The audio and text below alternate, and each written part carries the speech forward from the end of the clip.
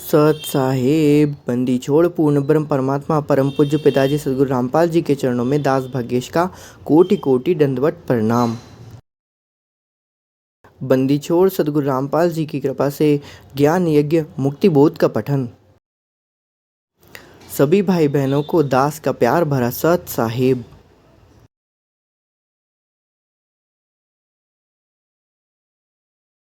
बंदीछोड़ सदगुरु रामपाल जी भगवान की जय। बंदीछोड़ पूर्ण ब्रह्म परमात्मा जगत गुरु तत्वदर्शी संत मेरे सदगुरु रामपाल जी भगवान के चरणों में दास का कोटि कोटि दंडवत प्रणाम।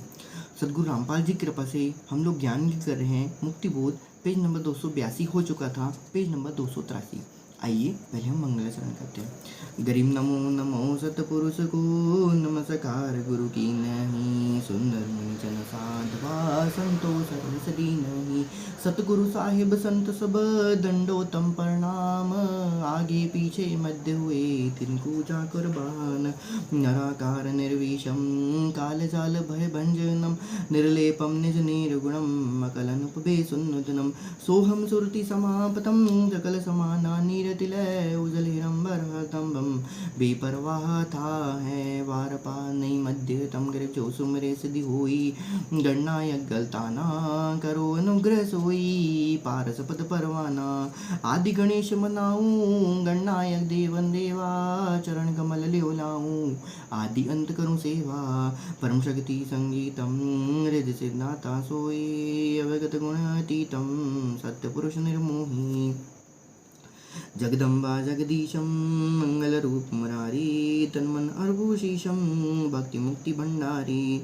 सुंदर मुनि जन ध्यावे ब्रह्मा विष्णु महेशा, शेष सह सुमुख गावे पूजे आदि गणेशा। इंद्र कुबेर सरीका वरुण धर्म रह ध्यावे, गुमरत जीवन जी का मन इच्छा पल पावे। 33 कोटि धारा ध्यावे सह 88, उतरे भव जल पारा कटे यम की फांसी। साहिब तेरी साहिबी कैसे जानी जाए, जिस रेणु से जीनी है नैनो रास माए। अनंत कोटि ब्रह्मांड का रचनहार जगदीश, ऐसा सूक्ष्म रूप धर आन विराजा शीश। मौला जल से थल करे जल से जल कर देत, साहिब तेरी साहिबी श्याम कहूँ कि श्वेत। साधु की संगत करे बड़ भागी बड़ देव, आपन तो संसार नहीं और उतारे केव।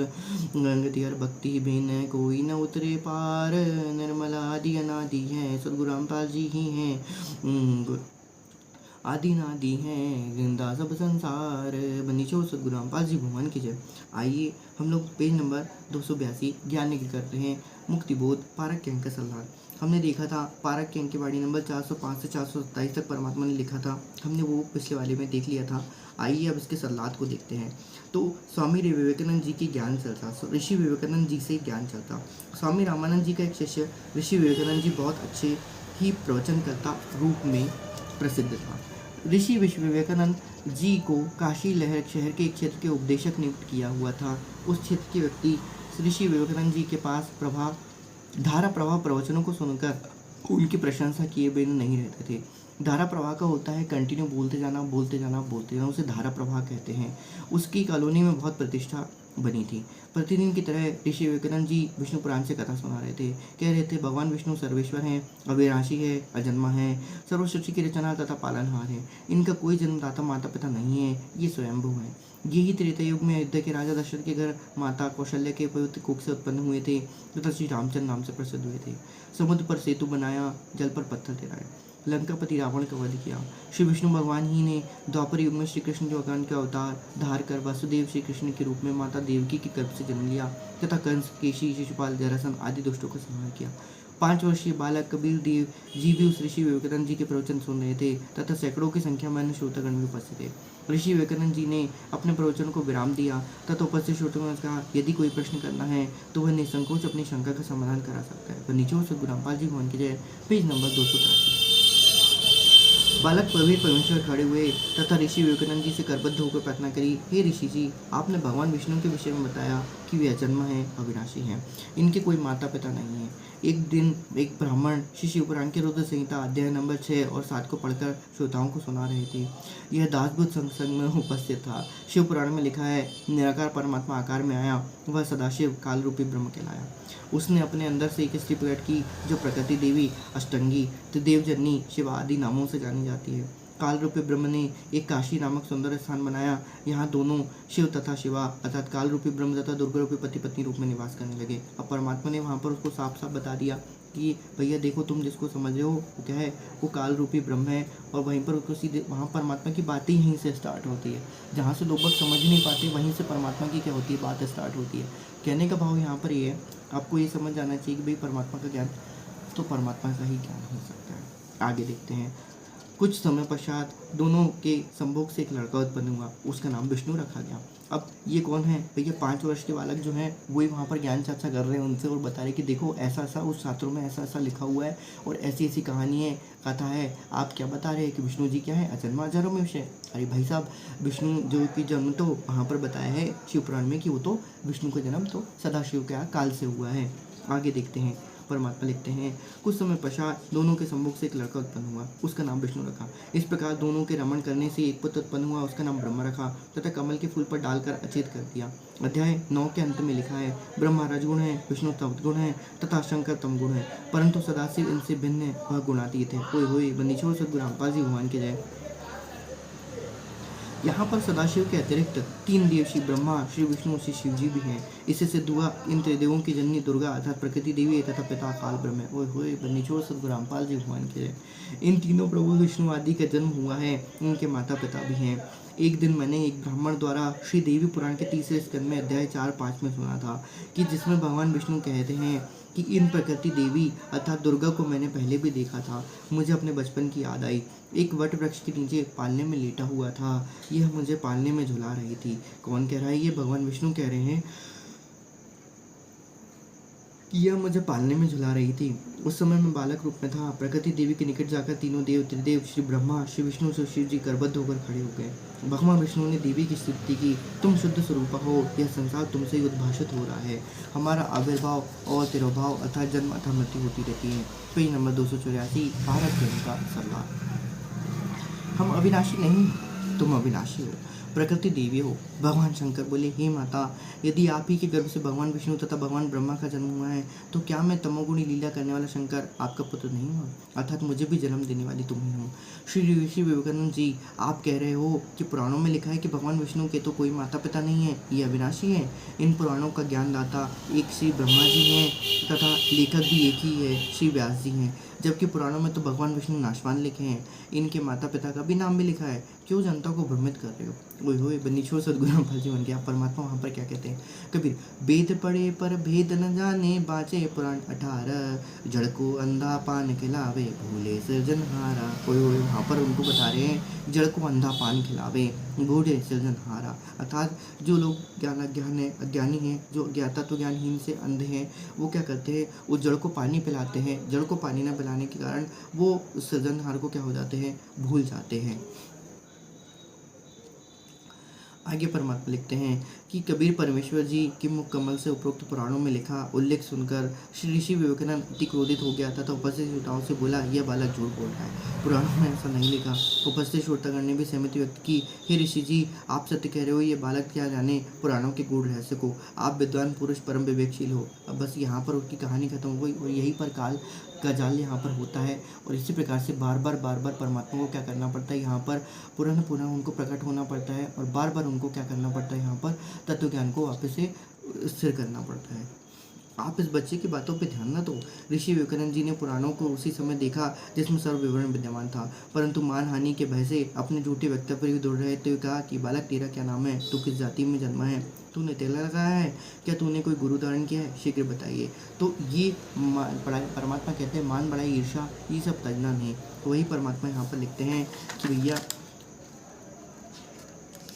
परमात्मा हाथ पर, कौन जाति कुल पंथ है, कौन तुम्हारा नाम, गरीब दास अधीन गति, बोलत है बलि जाव। तो यहाँ पर वही परमात्मा तो वो पूछता है, कौन? विवेकानंद पूछता है कि भाई तुम्हारी जाति क्या है, तेरा नाम क्या है, तू किस जाति में जन्मा है, तूने तिलक लगाया है, क्या तूने कोई गुरु धारण किया है, शीघ्र बताओ। अब कबीर परमेश्वर जी ने बोलने से पहले ही श्रोता बोले, हे ऋषि जी, इसका नाम कबीर है, ये नीरू जुलाहे का पुत्र है। कबीर जी ने बोले, ऋषि जी, मेरा यही परिचय है जो श्रोताओं ने आपको बताया। ओए होए, मैंने गुरु धारण कर रखा है। ऋषि विवेकानंद जी ने पूछा, क्या नाम है तेरे गुरुदेव का? परमेश्वर कबीर जी बोले कि मेरे पूज्य गुरुदेव वही हैं जो आपके गुरुदेव है। ओए होए, बंदी छोड़ सतगुरु रामपाल जी भगवान की जय।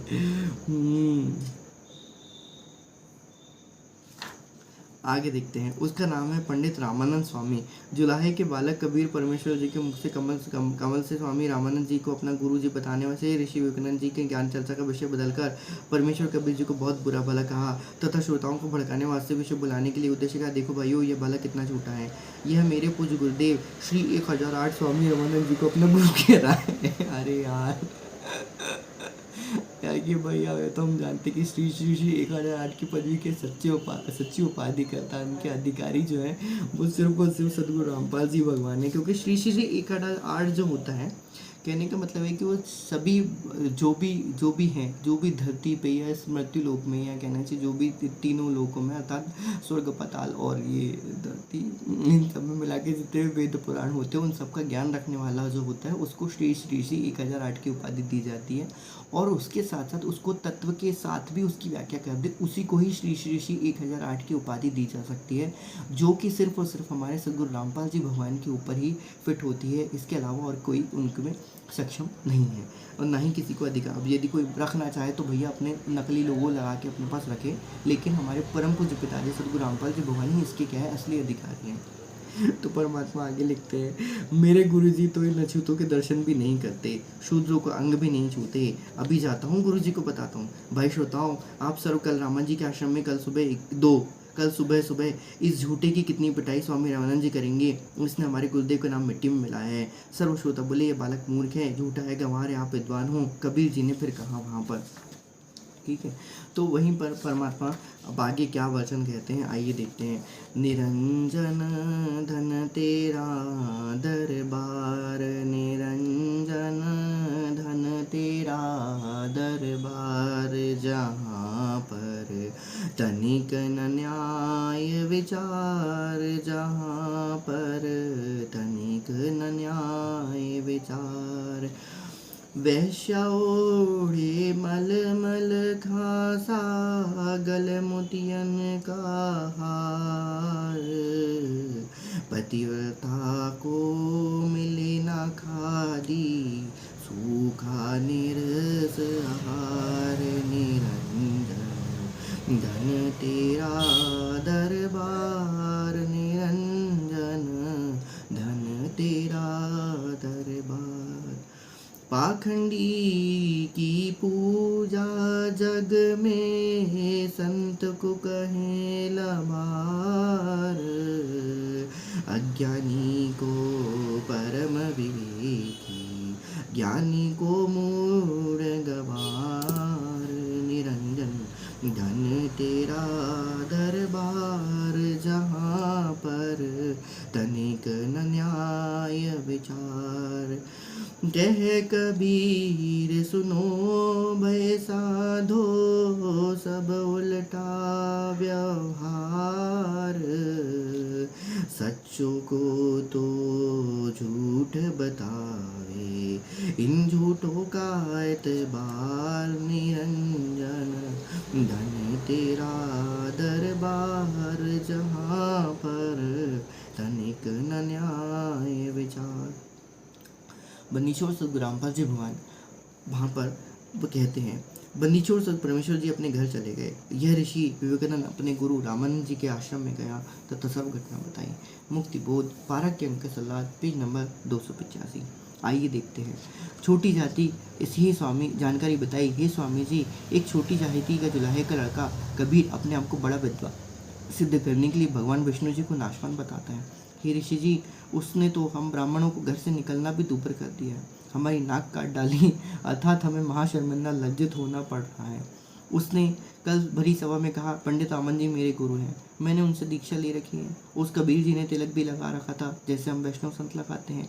अपने शिष्य विवेकानंद जी की बात सुनकर स्वामी रामानंद जी बहुत क्रोधित होकर बोले, विवेकानंद कल सुबह उसे मेरे सामने उपस्थित करो, देखना सबके समझ उसकी झूठ का पर्दाफाश करूंगा।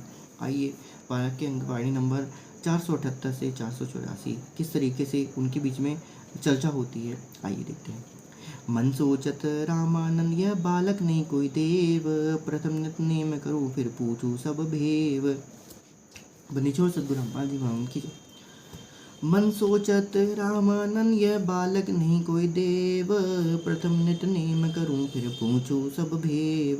बोलत रामानंद जी हम घर बड़ा सुकाल, गरीबदास पूजा करे मुकुट पैज दिमाल। सेवा करो संभाल कर सुन स्वामी सुर ज्ञान, गरीबदास सिर मुकुट धरी माला अटकी जान। यहाँ पर क्या परमात्मा हम लोगों के लिए भी बोल रहे हैं कि हमें भी सेवा जो होती है वो सेवा क्या करना चाहिए, संभाल कर करना चाहिए। स्वामी घुंडी खोल कर फिर माला गरदार, गरीबदास इस भजन को जानत है करतार। पंडित जी वहाँ पर कहते हैं, सदगुरु रामपाल जी हम कहते हैं कि गरीबदास इस भजन को कि परमात्मा वो जिस तरीके से मन में कर रहे थे वो सिर्फ करतार ही जान सकता है, क्योंकि जिसको भीतर बाहर सबका पता है सिर्फ वही बल जान सकता है। ड्योरी पड़ी दूरी कर, ड्योरी पर्दा दूरी कर लिया कंठ लगाए, गरीबदास गुजरी बहुत बदने बदन मिलाए। वहाँ पर परमात्मा को उन्होंने गले से लगा लिया। यहाँ पर ऐसा लिखा है, मन की पूजा तुम लखी मुकुटमाल परवेश, गरीबदास गति को लगे कौन वरण क्या भेष। यह तो तुम दीक्षा दई मान लई मन मोर, गरीबदास को मल पुरुष हमारा बदन कठोर। बनीचोर सतगुरु रामपाल जी भगवान की जय। अब इसके सलाद में परमात्मा क्या कहते हैं, आइए देखते हैं। पेज नंबर 285, कबीर जी द्वारा स्वामी रामानंद के मन की बात बताना, आइए देखते हैं। दूसरे दिन विवेकानंद ऋषि अपने साथ 9 व्यक्तियों को लेकर जुलाहा कॉलोनी में नीरू के मकान के विषय में पूछने लगा कि नीरू का मकान कौन सा है। कॉलोनी के एक व्यक्ति को उसने आव भाव से लगा ये कोई अप्रिय घटना करने के उद्देश्य से आए हैं। उसने शीघ्रता से नीरू को जाकर बताया, कुछ ब्राह्मण आपके घर आ रहे हैं, उनकी नीयत झगड़ा करने की है। नीमा भी वहीं खड़ा उस व्यक्ति की बातें सुन रहा था। उस समय वे ब्राह्मण गली में नीरू के मकान की ओर आते दिखाई दिए। नीमा समझ गई कि अवश्य कबीर ने इन ब्राह्मणों को ज्ञान चर्चा करी है। ये ऋषालु मेरे व्यक्ति मेरे भट्ट के बेटे को मार डालेंगे। इतना विचार करके सोए हुए बालक कबीर को जगाया तथा अपनी झोपड़ी के पीछे ले गई। वहाँ लेटा कर रजाई डाल दी तथा कहा, बेटा बोलना नहीं है। कुछ व्यक्ति झगड़ा करने के उद्देश्य से अपने घर आ रहे हैं। नीमा अपने घर के द्वार पर गली में खड़ी हो गई। तब तक वे ब्राह्मण घर के निकट आ चुके थे। उन्होंने पूछा, क्या नीरू का घर यही है? नीमा ने उत्तर दिया, हाँ ऋषि जी यही है, कहो कैसा आना हुआ। ऋषि विवेकानंद बोला, कहाँ है तुम्हारे शरारती बच्चा कबीर? कल उसने भरी सभा में मेरे गुरुदेव का अपमान किया है, आज उसकी पिटाई गुरुजी के सर के समक्ष करेंगे। चलिए देखते हैं। खैर इन सबको सिखाएंगे, इसको सबक सिखाएंगे। नीमा बोली, मेरा बेटा निर्दोष है, वह किसी का अपमान नहीं कर सकता। आप मेरे बेटे से ईर्ष्या रखते हो। कोई भी ब्राह्मण उल्हाने शिकायत लेकर आता है, कभी कोई तो कभी कोई आता है। आप मेरे बेटे की जान के शत्रु क्यों बने हुए हो? लौट जाइए। पेज नंबर 286, पारक के अंक सलाज देखिए। सर्व ब्राह्मण बलपूर्वक नीरू की झोपड़ी में प्रवेश करके कपड़ों को उठाकर बालक को खोजने लगे। उन्होंने बनीचोर सदगुरु रामपाल जी के चारपाइयों को भी उलट कर पटक दिया। जोर जोर से ऊँघी आवाज में बोलने लगे। माता पिता को दुखी जानकर बालक रूपधारी कबीर परमेश्वर जी रजाई से निकलकर खड़े हो गए तथा कहा, ऋषि जी मैं झोपड़ी के पीछे छुपा हूँ। बच्चे की आवाज़ सुनकर सब ब्राह्मण पीछे गए। वहाँ खड़े कबीर जी को पकड़कर अपने साथ ले जाने लगे। नीमा तथा नीरू ने विरोध किया। नीमा ने बालक कबीर जी को सीने से लगाकर कहा, मेरे बच्चे को मत ले जाओ। ऐसा कहकर रोने लगी। निर्दयों ने भी नीमा को धक्का मारकर जमीन पर गिरा दिया। नीमा फिर उठकर, अब ये सब काल का ही लोक है, तो यहाँ पर काल का ही ये मतलब पूरा परमात्मा ने बताया हुआ है कि निर्दयों ने नीमा को धक्का मारकर जमीन पर गिरा दिया। ऐसे निर्दयों की क्या ही कहना चाहिए मुक्ति हो सकती है। आगे परमात्मा लिखते हैं, नीमा फिर उठकर पीछे दौड़ी तथा बालक कबीर जी को हाथ उनसे छुटवाने का प्रयत्न किया। एक व्यक्ति ने ऐसा थप्पड़ मारा, नीमा के मुख और नाक में रक्त पड़ने लगा। अब वही परमात्मा कहते हैं कि ब्राह्मण बना कर्म कसाई। ये कहते तो है अपने आप को क्या है, ये ब्राह्मण है, लेकिन है ये क्या है, कसाई है। ब्राह्मण बना कर्म के साई। परमात्मा अब आगे लिखते हैं कि रक्त टपकने लगा, नीमा रोते हुई गली में अचेत हो गई। नीरू ने भी बच्चे को छुड़वाने की कोशिश की तो उसे भी पीट पीट कर मृत सम कर दिया। ओहो, मनीषोर सद्गुरु रामपाल जी भगवान की जय। दोनों अब कॉलोनी वाले उठाकर उनके घर ले गए। खैर यहाँ पर ये जो चीज़ थी वो काल का जाल था यहाँ पर, ठीक है। यदि उनको वो परमात्मा मानते, अपने बच्चा नहीं मानते, तो उनकी वो फिर इस तरीके से ऐसा मतलब स्वभाववश ऐसा नहीं करते, और इस प्रकार से फिर वो यहाँ पर ये कहानी या ये कथा यहाँ पर ऐसी नहीं होती, घटना ऐसी नहीं घटती। आगे परमात्मा लिखते हैं, कॉलोनी वाले उठाकर उनको घर ले गए। बहुत समय पश्चात दोनों सचेत हुए। बच्चे के वियोग में रो रो कर दोनों का बुरा हाल था। अब वो परमात्मा को परमात्मा मान लेते, अविनाशी परमात्मा मान लेते, तो भाई साहब ये उनको ऐसी ऐसा समस्या का समाधान ऐसा नहीं करना पड़ता उनको। खैर, नीरू चोट के कारण चल फिरने में असमर्थ जमीन पर गिरकर विलाप कर रही थी। कभी चुप होकर भयभीत हुई गली की ओर देख रहा था, कभी चुप होकर भयभीत हुआ गली की ओर देख रहा था। मन में सोच रहा था कि कहीं वे लौट कर ना आ जाए तथा मुझे जान से न मार दे। फिर बच्चे को याद करके विलाप करने लगता, मेरे बेटे को मत मारो, इसने क्या बिगाड़ा है तुम्हारा। ऐसी पागल जैसी स्थिति नीरू की हो गई थी। नीमा होश में आती थी, फिर अपने बच्चे को साथ हो रहे अत्याचार की कल्पना कर बेहोश हो जाती थी। मोहल्ले के स्त्री पुरुष उनकी दशा देखकर अति दुखी थे। प्रातः काल का समय था। स्वामी अब उस दिन की बात हो गई, अभी दूसरे दिन की बात है आगे। प्रातःकाल का समय था। स्वामी रामानंद जी गंगा नदी पर स्नान करके लौटे ही थे। अपनी कुटिया में बैठे थे। हट उसमें लिखा है, जब उन्हें पता चला कि उस बालक कबीर को पकड़कर ऋषि विवेकानंद जी की टीम ला रही है, तो स्वामी रामानंद जी अपनी कुटिया के द्वार पर कपड़े का पर्दा लगा लिया, यह दिखाने के लिए कि मैं पवित्र जाति का ब्राह्मण हूँ तथा शूद्रों से दीक्षा देना तो दूर की बात है, सुबह सुबह दर्शन भी नहीं करता। परमात्मा के दर्शन सुबह से हो जाए तो बाबर पूरे दिन ही अच्छा चला जाएगा। तो भाई साहब यहाँ पर अब खैर अज्ञान है, इसलिए परमात्मा कहते हैं कि तत्व ज्ञान होना अति आवश्यक होता है। खैर आइए देखते हैं। ऋषि विवेकानंद जी ने बालक कबीर जी के देव को कुटिया के समक्ष खड़ा करके कहा, हे गुरुदेव, यह रहा वह झूठा बच्चा कबीर जुल्हा। उस समय ऋषि विवेकानंद जी ने अपने प्रचार क्षेत्र के व्यक्ति को विशेषकर बुला रखा था, यह दिखाने के लिए कि यह कबीर झूठ बोलता है। स्वामी रामानंद जी कहेंगे, मैंने इसको कभी दीक्षा नहीं दी, जिससे सर्वोपस्थित व्यक्ति को यह बात जचेगी कि कबीर पुराणों के विषय में झूठ बोल रहा था, जिनके बारे में कबीर जी ने लिखा बताया था कि विष्णु जी, शिव जी तथा ब्रह्मा जी नाशवान हैं। इनकी जन्म होता है, मृत्यु भी होती है, तथा इनकी माता का नाम प्रकृति देवी अर्थात दुर्गा है, तथा पिता का नाम सदाशिव अर्थात काल ब्रह्म है। जिन हाथों ने कबीर परमेश्वर को पकड़ कर लाए थे, उन सर्व व्यक्तियों ने अपने हाथ मिट्टी से रगड़ धोए तथा सर्वोपस्थित व्यक्तियों के समक्ष बाल्टी में जल भरकर स्नान किया। सर्वोपस्थित पहने होते हुए कूट कर आगे परमात्मा क्या लिखते हैं। स्वामी रामानंद जी अपनी कुटिया के द्वार पर खड़े 5 वर्षीय बालक कबीर से ऊंची आवाज में प्रश्न किया, हे बालक, आपका क्या नाम है, कौन जाति में जन्मे, आपकी भक्ति पंथ मार्ग कौन है। उस समय लगभग 1000 की संख्या में दर्शक उपस्थित थे। बालक कबीर जी ने भी अधीनता से ऊंची आवाज में उत्तर दिया, भाई सीधी सी बात है, जैसा तुम वैसे हो। खैर यहाँ पर अति अधीनता के साथ परमात्मा ने ऊंची आवाज में जवाब दिया, मतलब उन्होंने ऊंचे स्वर में पूछा ताकि 1000 लोगों को सुनाई दे, तो इन्होंने भी ऊंची आवाज में बोला कि भैया 1000 लोगों को सुनाई दे। 287 मुक्तिबोध पारक के अंक सरला। जाति मेरी जगत गुरु परमेश्वर है पंथ, गरीबदास लेखत पढ़े मेरा नाम निरंजन कंत। ये स्वामी सृष्टा में सृष्टि मेरे तीर, दास गरीब धर बसु अवगत सत्य कबीर। गोता मारू स्वर्ग में जा बैठू पाताल, गरीबदास ढूंढट फेरू हीरे माणिक लाल। बंदीश्वर सद्गुरु रामपाल जी अब खुद कहते हैं वहाँ पर, अर्थात कबीर पद के रूप में परमात्मा खुद कहते हैं कि जाति उनके जगत गुरु है। आइए इसके भाव देख लेते हैं। पर कबीर जी ने कहा, हे स्वामी रामानंद जी, परमेश्वर जी के घर कोई जाति नहीं है। ओए होए, बंदीश्वर सद्गुरु रामपाल जी भगवान के, आप विद्वान पुरुष होते हुए वर्ण भेद को महत्व दे रहे हो। मेरी जाति व नाम तथा भक्ति पंथ जानना चाहो तो सुनो। मेरा नाम वही कबीर देव है जो वेदों में लिखा है, जिसे आप जी पढ़ते हो। वह निरंजन माया रहित कंत सर्व का पति अर्थात सबका प्राणी हूँ। ओए होए, बंदीश्वर निरंजन कंत अर्थात माया से रहित जो पति है, सर्व का पति है, जो आत्मा का आधार है, वही कौन है, वो सद्गुरु रामपाल जी बताने। मैं ही सर्व सृष्टि का रचना सृष्टा हूँ। यह सृष्टि मेरे ही क्या है, आश्रित है, तीर यानी किनारे हैं। मैं ऊपर सतलोक में निवास करता हूँ। मैं वह अमर अव्यक्त अविगत सत्य कबीर हूँ, जिसका वर्णन गीता नंबर अध्याय 8 श्लोक नंबर 22 से 20 में है। हे स्वामी जी, गीता अध्याय नंबर 7 श्लोक नंबर 24 में गीता ज्ञानदाता अर्थात काल ब्रह्म शर पुरुष अपने विषय में बताता है, यह मूर्ख मनुष्य समुदाय मुझ अव्यक्त को कृष्ण रूप में व्यक्ति मान रहे हैं। मैं सबके समक्ष प्रकट नहीं होता। यह मनुष्य समुदाय मेरे अश्रेष्ठ अटल नियम से अपरिचित है। गीता नंबर अध्याय 7 और श्लोक नंबर 25 में कहा है कि मैं गीता ज्ञानदाता अपनी योग माया सिद्ध शक्ति से छिपा हुआ अपने वास्तविक रूप में सबके समक्ष प्रत्यक्ष नहीं होता।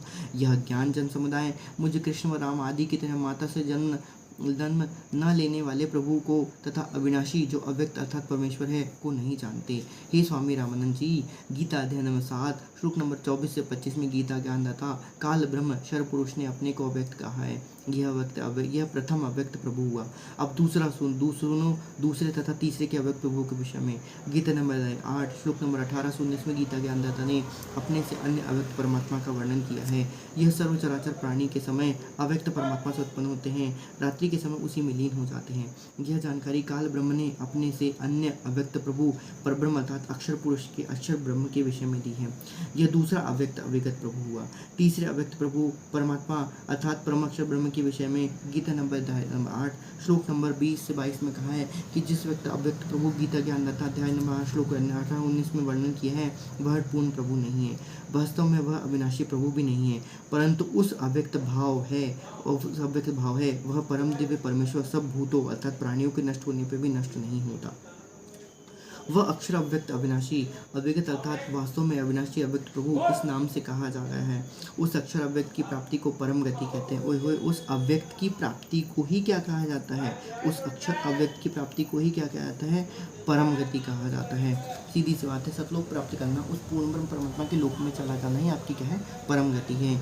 इस दिव्य परम या परमात्मा को प्राप्त होकर साधक वापस लौटकर इस संसार में नहीं आते। इसी का विवरण गीता नंबर अध्याय 15 श्लोक 1 से 4 तथा श्लोक 16 से 17 में भी है। वह धाम अर्थात जिस धाम में वह अविनाशी अव्यक्त परमात्मा रहता है, वह धाम मेरे वाले लोक से श्रेष्ठ है। हे पार्थ, जिस अविनाशी परमात्मा के अंतर्गत सर्व प्राणी हैं, जिस सच्चिदानंद घन परमात्मा अर्थात सच्चिदानंद घन परमात्मा अर्थात सद्गुरु रामपाल जी भगवान इसे यह समस्त जगत परिपूर्ण है, वह सनातन अव्यक्त परमेश्वर। वह सनातन अव्यक्त परमेश्वर तो अनन्य भक्ति से प्राप्त होने योग्य हैं। अनन्य भक्ति से प्राप्त होने योग्य हैं। अनन्य अर्थात को उनकी भक्ति के अलावा किसी और की भक्ति नहीं होना। मन वचन कर्म से सिर्फ सतगुरु रामपाल जी ही क्या होना, वहाँ पर होना, तो वही अनन्य भक्ति से प्राप्त होने योग्य है। पेज नंबर 288 पारक के अंक सल्लाद गीता अध्याय नंबर 8 नंबर श्लोक नंबर 20, 21, 22। हे स्वामी रामानंद जी, मैं वही तीसरी श्रेणी वाला अविगत अव्यक्त सत अर्थात सनातन अविनाशी वाला भाव वाला परमेश्वर कबीर हूँ, जिसे वेदों में कबीर देव कहा है, वही कबीर देव मैं कहलाता हूँ। हे स्वामी रामानंद जी, सर्व सृष्टि को रचने वाला मैं ही हूँ। मैं ही आत्मा का आधार, जगत गुरु, जगत पिता, बंधु, जो सत्य साधना करके सतलोक में जा चुके हैं, उनको सतलोक पहुँचाने वाला मैं ही हूँ। काल ब्रह्म की तरह धोखा ना देने वाला स्वभाव वाला कबीर देव मैं ही हूँ, जिसका प्रमाण अथर्ववेद कांड नंबर 4 अनुवाक नंबर अनुवाक 1 मंत्र नंबर 7 में लिखा है। ओए होए, बंदीछोड़ सद्गुरु रामपाल जी भगवान के जब बंदीछोड़ कवि अपने भक्तों को क्या नहीं करते, काल ब्रह्म की तरह क्या नहीं करते, धोखा नहीं देते हैं। यहीं पर वो परमात्मा ने अपना महिमा एक और बताई हुई है। कांड नंबर 4 अनुवाक नंबर 1 मंत्र नंबर 7। आइए उसको देखते हैं। यो थर्वाणाम पित्रम देव बंधुम बृहस्पतिम नमसाओ च गच्छात तम विश्वेवा जानसी यथा स कबीर देवो न दभायत स्वधावान। यह अथर्वणम पितृश्च देव बंधुम बृहस्पतिम नमसा अवच गच्छात त्वं विश्वेवाम जनिता यथा स कबीर देव न दभायात स्वधावान। अर्थात अनुवाद में परमात्मा लिखते हैं, अनुवाद यह अर्थात जो, अथर्वणाम अर्थात अचल अर्थात अविनाशी, पित्रम अर्थात जगत पिता, देव बंधुम अर्थात भक्तों का वास्तविक साथी अर्थात आत्मा आधार, बृहस्पति बड़ा स्वामी अर्थात परमेश्वर जगत गुरु, चो तथा नमसाओ का अर्थ होता है विनम्र पुजारी अर्थात विधिवत साधक को सुरक्षा के साथ, गच्छात अर्थात सतलोक गए हुए को यानी कि जो मोक्ष प्राप्त कर चुके हैं उनको सतलोक ले जाने वाला, विश्वेशाम सर्व ब्रह्मणों की जनिता अर्थात रचना करने वाला, जगदम्बा अर्थात माता वाले गुणों से भी युक्त, ना दम्भयात काल की तरह धोखा ना देने वाला, स्वधावान स्वभाव अर्थात गुणों वाला, यथा ज्यों का त्यों अर्थात जैसा ही वैसा ही है वह तत्व, तम आप कबीर देव हैं अर्थात भाषा भिन्न है, इसे कबीर परमेश्वर भी कहते हैं। केवल हिंदू अनुवाद में हम देखते हैं जो हमारे लिए ज़्यादा उचित है। जो अचल अर्थात अविनाशी, जगत पिता, भक्तों का वास्तविक साथी अर्थात आत्मा का आधार, बड़ा स्वामी अर्थात परमेश्वर और जगत गुरु तथा विनम्र पुजारी अर्थात विधिवत साधक, जो सुरक्षा के साथ सतलोक गए हुए को यानी कि जो मोक्ष प्राप्त कर ले चुके हैं उनको सतलोक ले जाने वाला, सर्व ब्रह्मांडों की रचना करने वाला, जगदम्बा अर्थात माता वाले गुणों से भी युक्त, काल की तरह धोखा न देने वाला, स्वभाव अर्थात गुणों वाला, जो का त्यों वैसा ही सद्गुरु रामपाल जी भगवान संत कबीर देव हैं। अर्थात भाषा भिन्न होने से इसे कबीर परमेश्वर भी कहते हैं। भावार्थ इस मंत्र में भी यह स्पष्ट कर दिया है कि उस परमेश्वर का नाम कबीर देव अर्थात कबीर परमेश्वर है, जिसने सर्व रचना की है। बंदीछोड़ सद्गुरु रामपाल जी भगवान की जय। बंदीछोड़ सद्गुरु रामपाल जी भगवान की जय। हम लोग पेज नंबर 288 के बाद का हम आगे की वीडियो में देखेंगे। बंदीछोड़ शब्द स्वरूप साहित्य से होंगे परम पूज्य पिताजी सतगुरु रामपाल जी के चरणों में दास का कोटि कोटि दंडवत प्रणाम। एक घड़ी आधी घड़ी, आदि में बुनियाद, कबीर संगत साधु की कटे कोटि अपराध।